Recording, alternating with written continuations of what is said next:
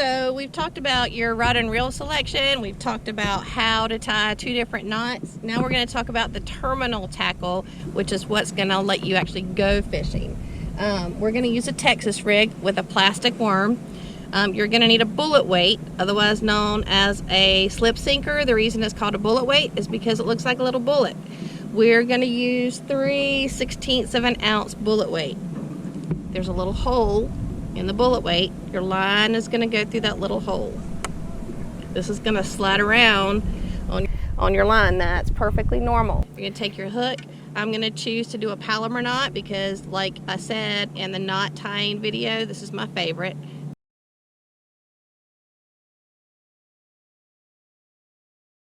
This is a little 6-inch Yum ribbon tail worm. It's in the color Mardi Gras. So your worm has a little flat side to it. You're going to take your hook. The flat side of your worm is going to be facing your hook right here. Put your worm into the hook. When it reaches the top of the hook right there, you're going to pull the hook through, thread it up, turn that worm where the flat side is now facing the hook. You're going to measure where the hook's going to come out. So if you can see, when the worm is stretched out, your hook's going to come out about right here.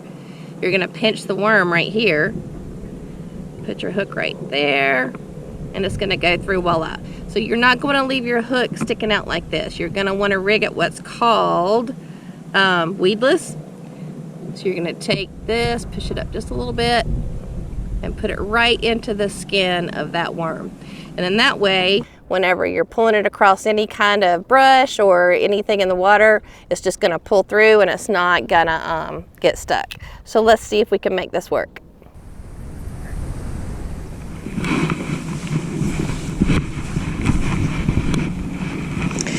So one of the reasons I picked this place to come and fish is because it looks identical from the boat as it does from the bank. So one of the beauties about a Texas rig, you could use it to learn with, or at a professional level. There's not a professional that I know during any kind of tournament that doesn't have some type of Texas rig on their boat that they're fishing with. It's one of the most versatile rigs that you can use. With that being said, when you cast out, you're going to want to let your rod tip kind of fall down a little bit. There he is.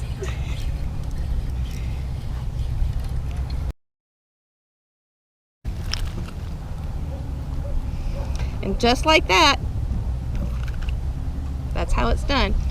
So I'm going to show you how to hold a fish right quick. So the fish is flopping around. People are really scared of this. Sometimes I am too. There's a hook sticking out there. You want to grab the fish above the gills right, or above the fins right here, and on his gills. And basically what that does is stabilize it. You're going to take the hook, pop it right out. You can put him back in the water like that. Or if you want a fish picture, he's got a little bit of sandpaper teeth right here. You're going to take your thumb, and now you've got a great fish picture, but you want to hold it out so it looks so much bigger. So that happened fast and furious. So we're going to cast out again, and I'm going to try to teach you this time what to do before you catch a fish. So you're going to cast out, let your lure hit the water, flip your bail a little bit, pull your line a little bit so it doesn't get tangled around here. You're going to let that weight hit the bottom. You can do a couple things. You can cast and reel, you can give it a couple of twitches, you can pull your rod up to bring that bait back to you, reel down to the bait, pull it back up. You can do this slow, you can do it fast. Basically, you're just letting the fish tell you how they want to eat. Before I caught that fish a second ago, I had just let it sat for a little bit, and then the fish took it and took off with it. So you're going to feel one of a couple of things. You're going to feel like a bump, bump, bump, and that's your cue to set the hook. Or when you're reeling, you might just feel a little bit of weight, and that's your other cue to set the hook. And by set the hook, what I mean is you reel your line down until you feel weight, and then you just jerk the heck out of that rod. Jerk it as hard as you can so you can set the hook on that fish. Whenever you cast, you don't want to have this much line out when you're casting, because you can't control that. You want to reel it up to about this far from the top of your rod before you cast. You can have a little bit more control over where your lure goes. So anytime I catch a fish, it doesn't matter if it's a little guy or a big guy, the rush that I get is the same regardless. Whether I'm play fishing with my husband, missed him, or my kids, the rush that I get when I catch fish, it's all the same. So you don't have to be a professional. I feel him. There he is. You don't have to be a professional to enjoy fishing.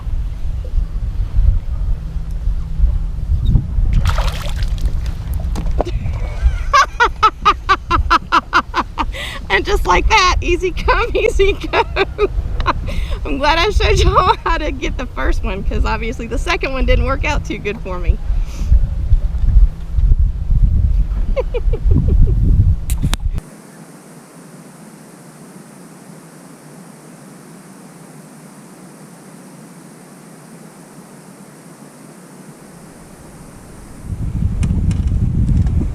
And there you go, back in action.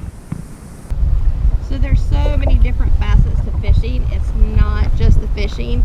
It's about what you can learn for yourself and teach others in nature. I actually just saw an osprey fly over there. A heron flew by. You can get a bird book and go outside with your kids and learn about the different birds. There's so many different facets to it other than just the fishing part.